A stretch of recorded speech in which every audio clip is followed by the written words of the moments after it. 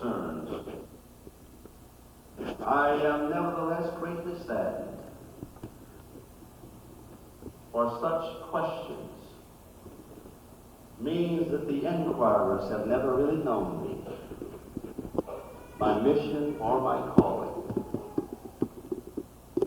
Indeed, such questions suggest to me that they do not really understand the world in which we live. For it would seem odd indeed that I should have spoken out so insistently against the use of violence as a solution to our own problems here in America, only to turn around and endorse the use of violence in Vietnam. It would seem odd and hypocritical to me that I should preach against racial segregation here in America, only to end up by segregating my own conscience, by remaining silent on a war issue that I regard as wasteful, illegal, and immoral. A war issue that seems to me to graphically illustrate the monumental arrogance of Western man, whose greed and preoccupation with strategic advantage impel him to visit horrendous destruction and death upon poor and deprived peoples. And so I had to speak out. I had to speak out because I agree with Dante when he says that the hottest places in hell are reserved for those who in a moral crisis maintain their neutrality. Night.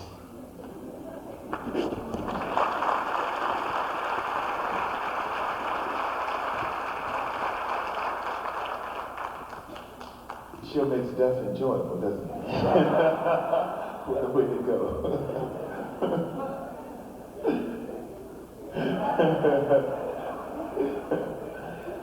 Trumpet player. The Negro with the trumpet at his lips has dark moods of weariness beneath his eyes, where the smothering memory of slave ships blazed to the crack of whips about his thighs. The Negro with the trumpet at his lips had a head of vibrant hair tamed down patent leather now until it gleams like jet or jet a crown. The music from the trumpet at his lips is honey mixed with liquid fire. The rhythm from the trumpet at his lips is ecstasy distilled from old desire.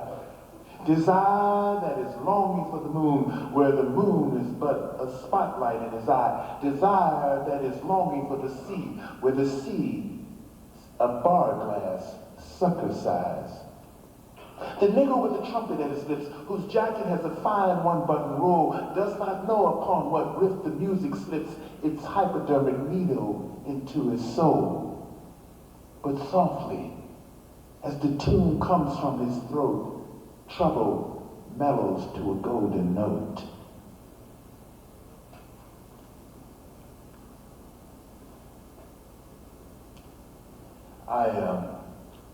A couple of years ago, I visited a center in Bedford-Stuyvesant, New York, Brooklyn, and initially I thought it was going to be a center where I was going to talk to a group of young kids, and when I arrived, no one was there. And I waited about 10 minutes, and then there was a procession of men and women who entered the building. And they happened to be men and women who were around my generation, some a little bit younger than I was. And sometimes it's very easy to talk to young youth and tell them what they can do, what they should do with their lives as they embark on life. But it's difficult sometimes talking with still young men and women who had embarked on life and had made some choices, probably not the choices that I would have made, and made some choices with their lives, and now we're at this critical moment in their lives. trying to redirect their lives, trying to find something in life. So we sat and we went through the preliminaries for a while, and then finally I picked up this poem of Langston's, and this poem kind of opened us up and allowed us to kind of touch each other in a different way, in a different manner. This is the poem. As I grew older, it was a long time ago. I've almost forgotten my dream. But it was there then in front of me, bright like a sun, my dream. And then the wall rose slowly, slowly between me and my dream, rose slowly, slowly, dimming, hiding the light of my dream, rose until it touched the sky, the wall, shadow. I am black. I lie down in the shadow, no longer the light of my dream before me, above me, only the thick wall, only the shadow. My hands, my dark hands break through the wall, find my dream, help me to shatter this darkness, to smash this night, to break this shadow into 1,000 lights of sun, into 1,000 whirling dreams of sun. We had a great time after that poem. It seemed to kind of like talk about life in a way. Talk about their lives and introduce them to their lives again. Laughers, dream singers, storytellers, dancers, loud laughers in the hands of faith, my people, dishwashers, elevator boys, ladies' maids, crap shooters, cooks, waiters, jazzers, nurses of babies, loaders of ships, rounders, numbers writers, comedians in vaudeville, and band members in circuses, dream singers all, my people, storytellers all, my people, dancers, God, what dancers, singers, what singers, dancers, singers, singers, and laughers, laughers, yes, yes, laughers. Laughers, laughers, loud-mouthed laughers in the hands of fate.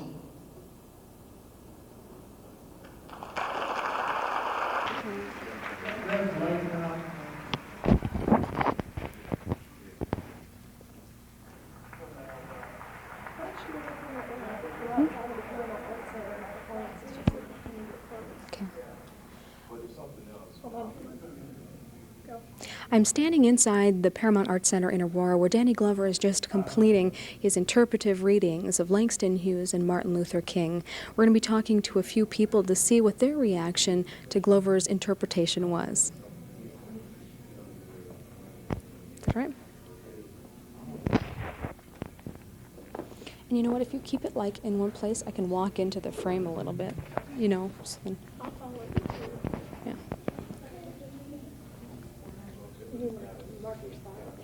Well, no, I mean, if you just like shoot it out that direction, we get people walking out, and then I'll get somebody and kind of walk into them. So we have some B-roll, just people.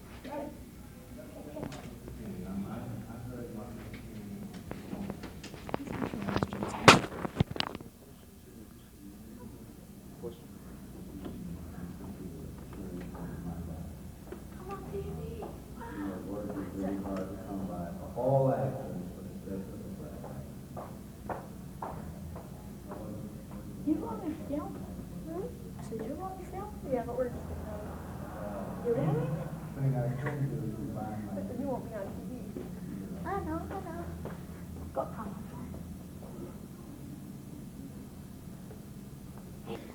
Can you tell me, what kind of an effect did this performance have on you today? Well, I really enjoyed it. It was really perspiring to me. Where do you see our culture going as far as our relations with each other? Well, I think it's getting better, as far as, racism, and I hope it gets, to be more better, that we all can get along. With Martin Luther King Day on Monday, do you think that that's a good way for people to raise their awareness so that there is a problem? Yes. Okay. Thank you. Thanks.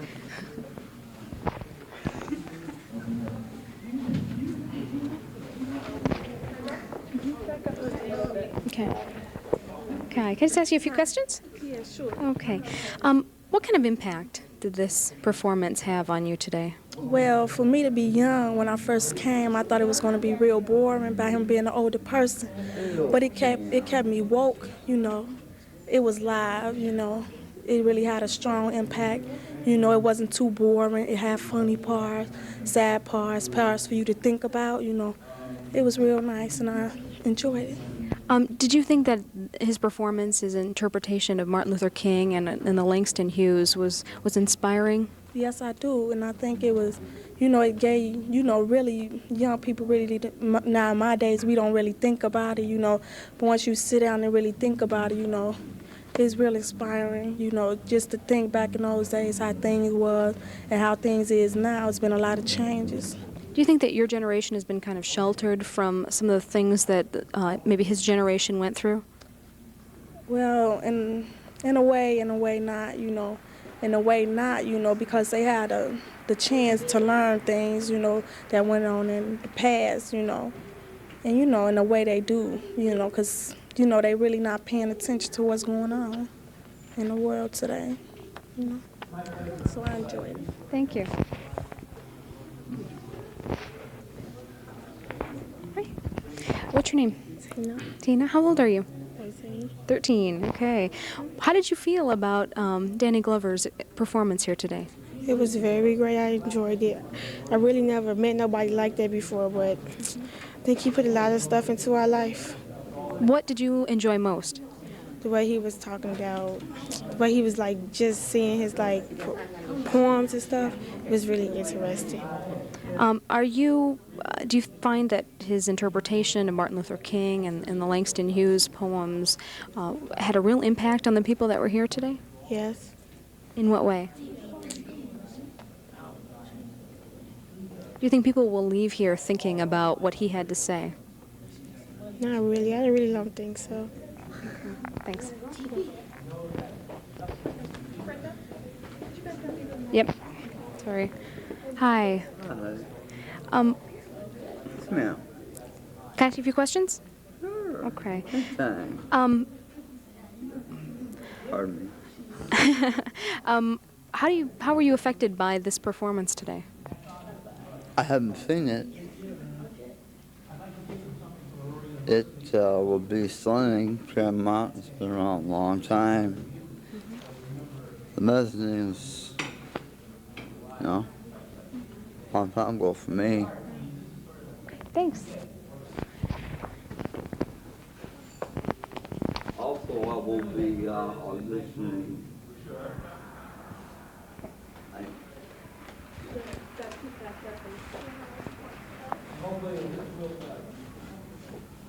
Okay. Okay, as a young person, what did you enjoy most about Danny Glover's performance today? Well, I like the poems and the different things that he talked about. Does your schools teach you about the works of Martin Luther King and Langston Hughes, some of the things he read today? No, not really. Do you think more children your age should come to performances like this? Yeah. What will you think about the most when you think about what you saw? How it was back then, and how we're lucky that it's not like that now. Thank you.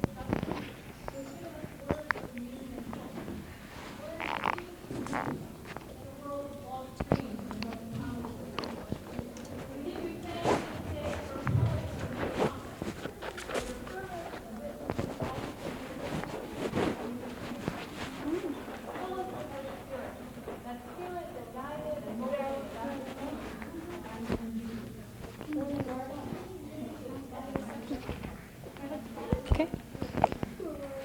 Tell me about how this performance made you feel today.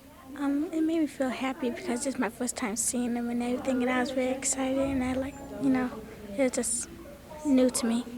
Are you a big fan of Danny Glover's? Yes, I watched Leap the Weapon 1, 2, and 3, and I love him. Kind of exciting to see him in person and to see some of the works that he's done with Langston Hughes and Martin Luther King. Yes, it is. Do you think that people your age should come to see these things more often and be more involved with some of these kinds of performances? Yes, I think so. So they can learn about Martin and see everybody, and know how to know them better than they do now.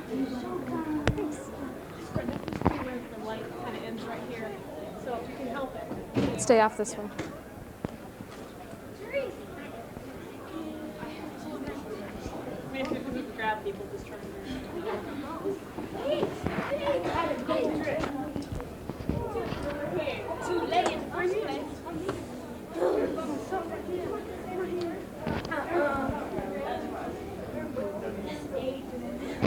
Hi, sir. Can I get a few words with you about the performance today? Okay. Yeah, I'm going to get my camera. Somebody over there. Excuse me. Excuse me. What time is this going to be on? It'll be on Monday. Monday? 6:30 at night. Okay.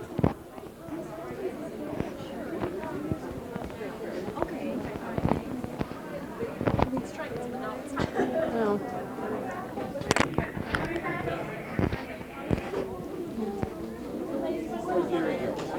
Go too far.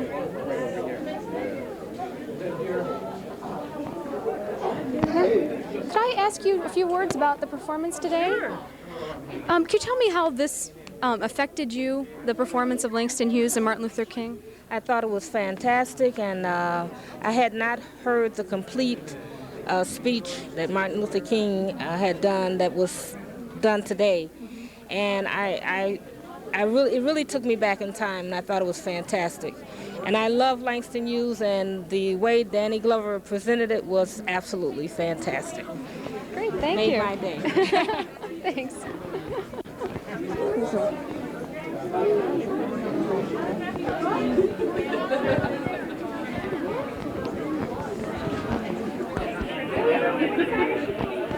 I know.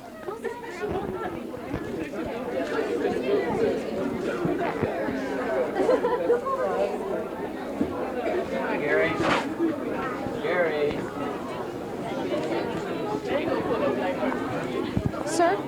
Sir, can I ask you a few questions about how you felt about the performance today?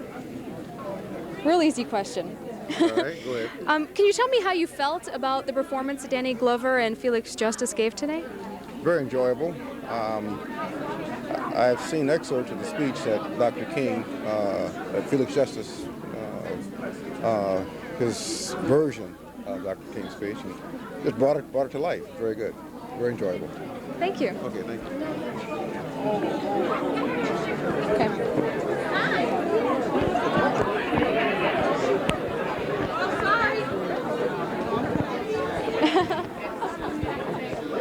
Get some shots of just the people. Yeah, I've got that. Oh, okay.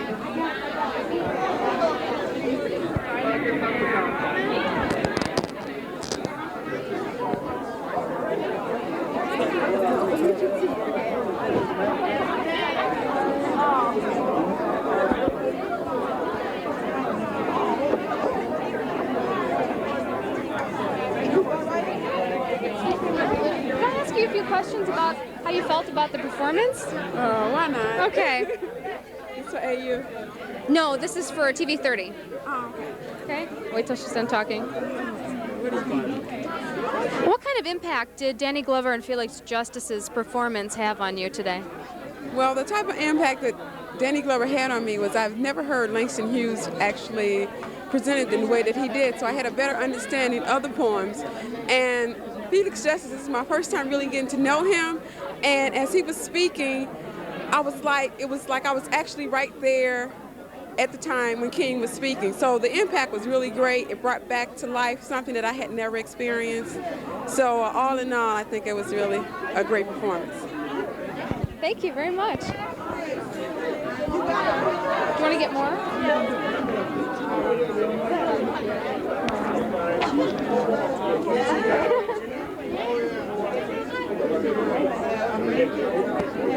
Could I talk to you for just a second?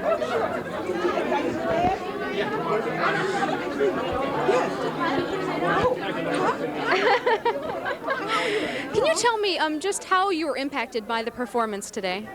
I I think it was a great revelation, but not so much for me as for a lot of other people. I'm aware of the struggle.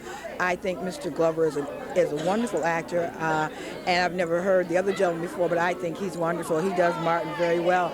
I think we need to continue the struggle. There's a struggle going on. We need to continue it. We need to learn. It's an everyday type thing.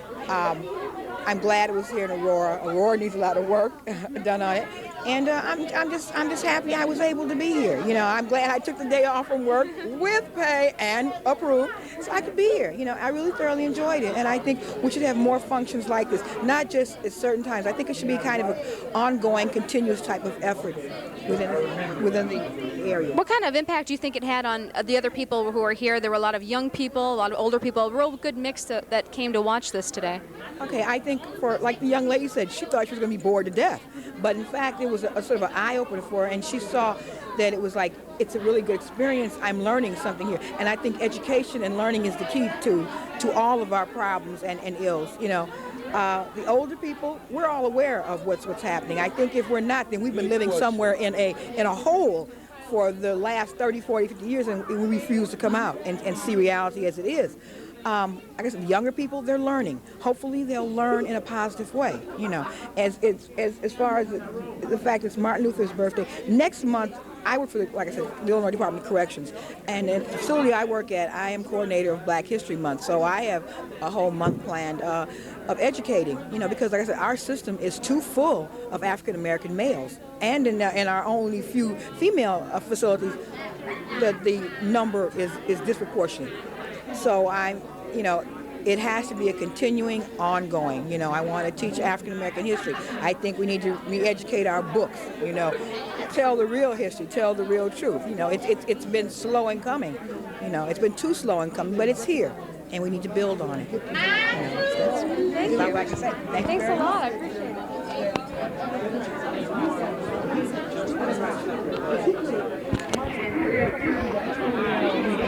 I appreciate it.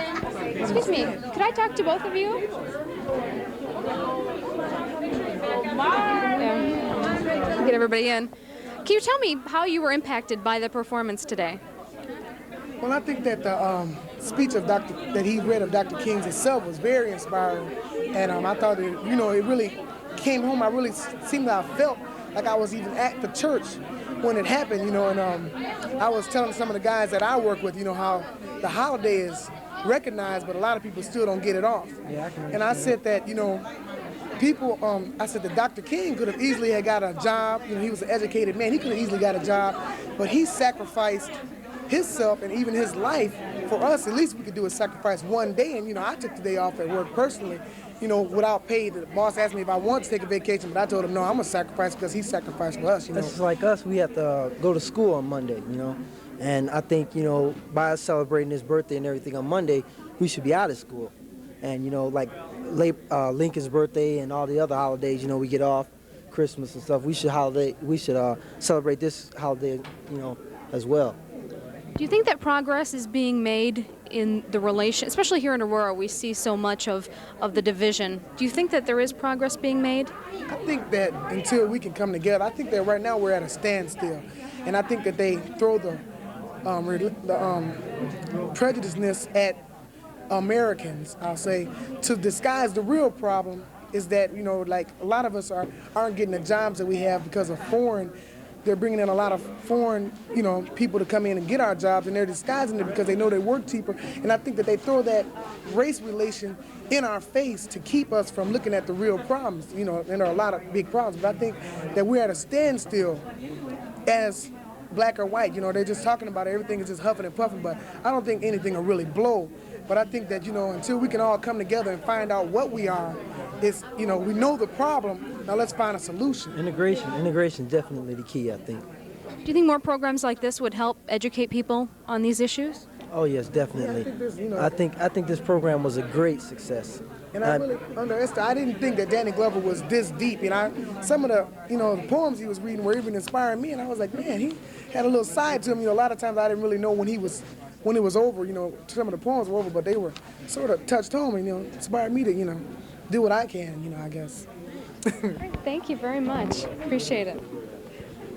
Yeah, but you big groups like that, back up more. Oh, was it too close? I got it okay, but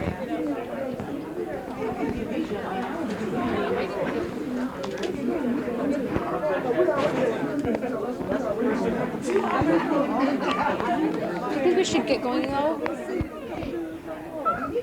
What?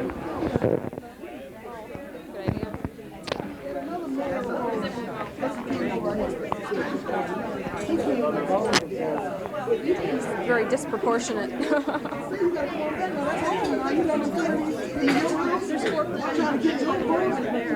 What? No, I can't. She's a candidate. Oh, good to know. Okay, I'm gonna have I think we should go. Okay, you want to do one close? What do you want me to say? Just close with the comments of, those who have been affected by this. And we're off now to the reception. Okay, let me think a second.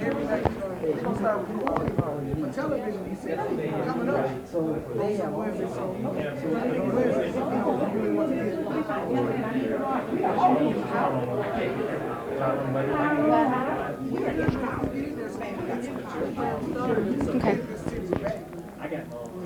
3, 2, 1. Hundreds of people were affected and inspired by the works of Martin.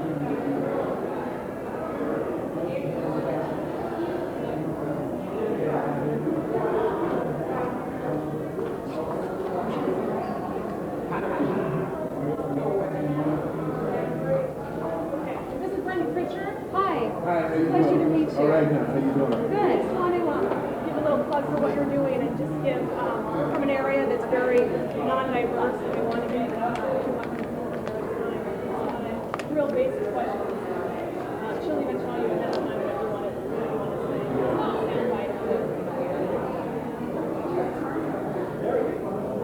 And just right here, we won't use anything that you don't want us to use. Oh, no It's all problem. set. So.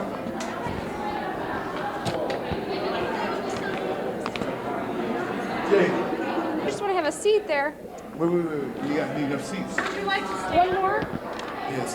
Why don't we stand? Why don't we stand? That'll be better. Are we all on this? That's fine, whoever wants to be.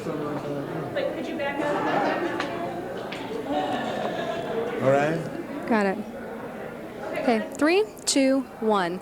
Welcome back to Fox Valley Today. I have the pleasure of being here today with international superstar Danny Glover and actor-director Felix Justice. And we've just seen a wonderful performance from the both of you on Martin Luther King and Langston Hughes. Felix, can you start by telling us how this whole program got started? Yeah, I developed my piece on Martin Luther King in San Francisco about 12 years ago. And Danny came to see it, and he decided he'd like to, and I had been traveling with it as well.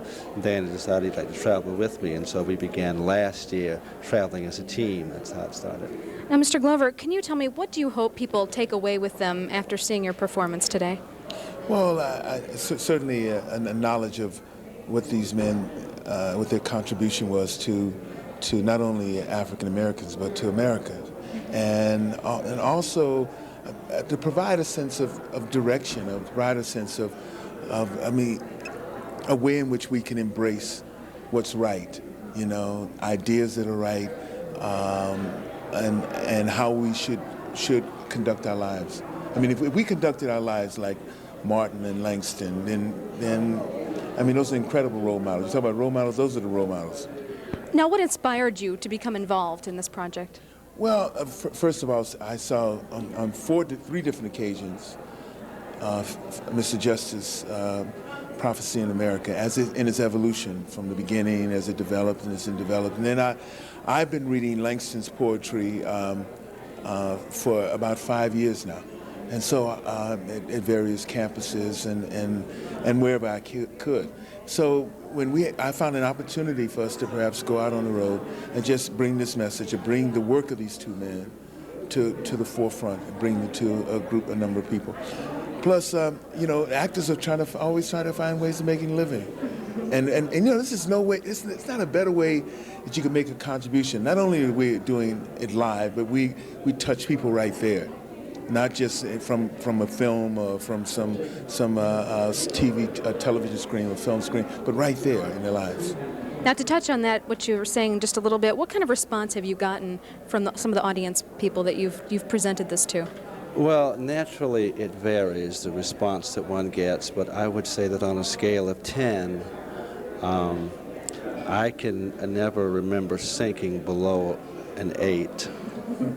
Those are pretty good odds. I want to thank you both, and we certainly enjoyed your performance, and thank you for coming to Aurora. Thank you. Thank you very much. Very good interview. Thank you. I'm raising the son. I was there with Tony Livingston and got to stand there and watch you guys. And it was like, that was great. That was great. It's great seeing you. Glad you made it out. You made it to my town. I can't believe it. What's that? Whiskey out of the limo. Yeah, I know.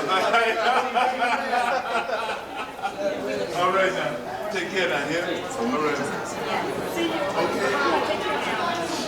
Thank you. All right. And I was going to ask him, like, thank you very much, Ron.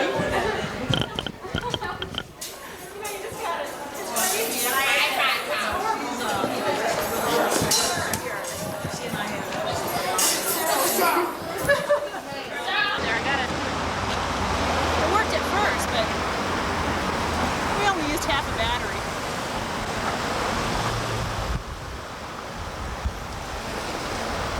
Outdoor.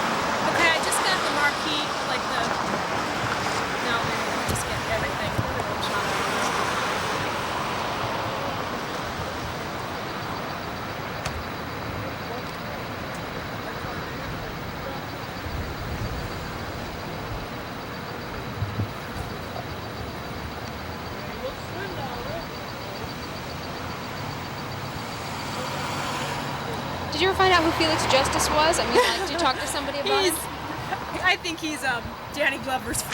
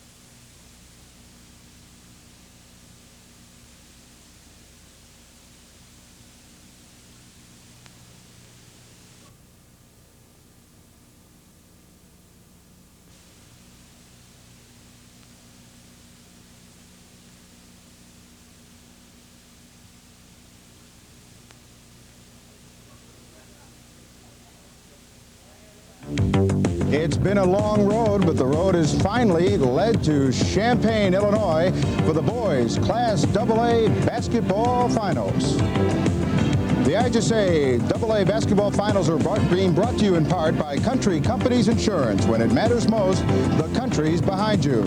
And the dairy farmers of Wisconsin and Illinois who remind you to drink milk. It does a body good.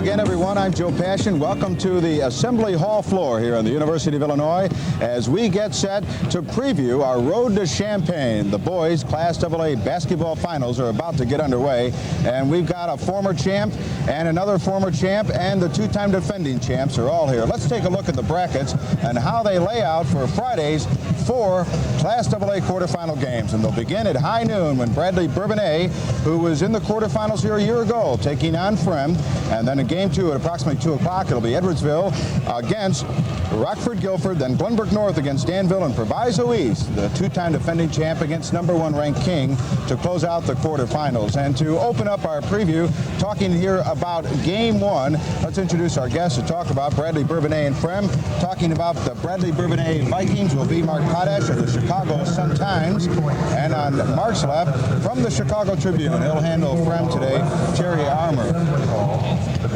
Let's first run down a little background information on both teams. First, starting with the visiting Boilermakers of Bradley Bourbonnais. They are just outside the city of Kankakee in the northern part of central Illinois. And this is a ball club behind Coach Vern Sloan in his 9th year. Have lost only 2 games this year, their 3rd Elite 8 appearance, finished number 13 in the final regular season state poll. Now, to road the Champaign for the Boilermakers started with a sectional semifinal win over Creekmany, but then they had to knock off Joliet West in overtime in the sectional final, and then defeated Lockport in the East Aurora Super Sectional by 10.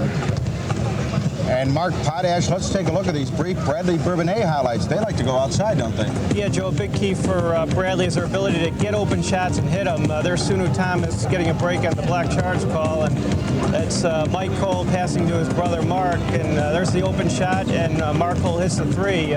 That's a shot that they get often, and all 5 of their players can hit it. What I like about them is the way they move the basketball around the floor. We'll talk more about that later. Let's now talk about the home team in quarterfinal game #1, the Vikings of Frem High School, who are from the northwest suburb of the city of Chicago.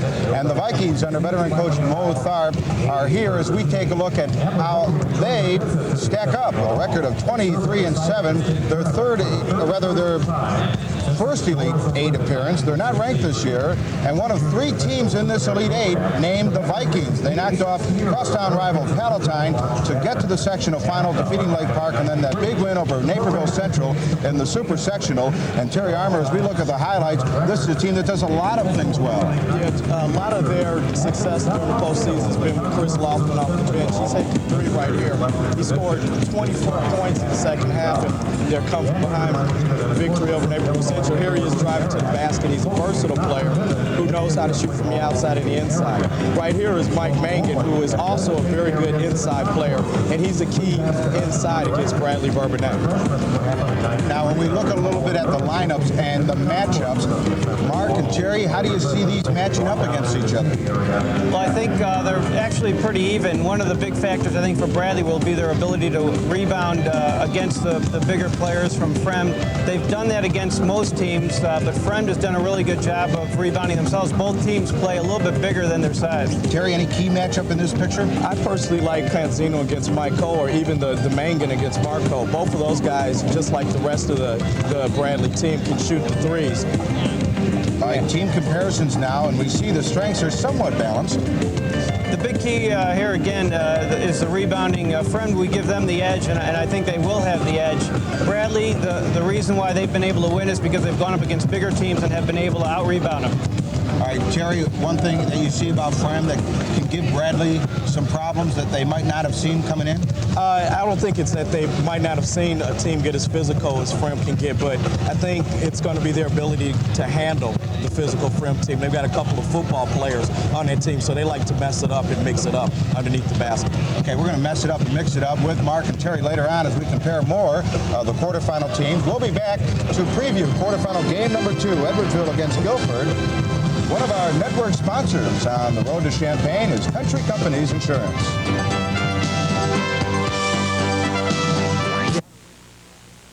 When my dad died, it was a shock going through all this stuff. I mean, I'm sure he knew what everything was, but to me, it was complete chaos. At least for all our insurance, he dealt with one agent who took care of everything. Country Companies. It's nice to know when it matters most, the country's behind you. I guess we're all gonna die sometime. My dad just didn't think it would be so soon. I thought basketball was a tough, demanding sport until I played the college basketball recruiting game. Rules and regulations, fast-talking recruiter.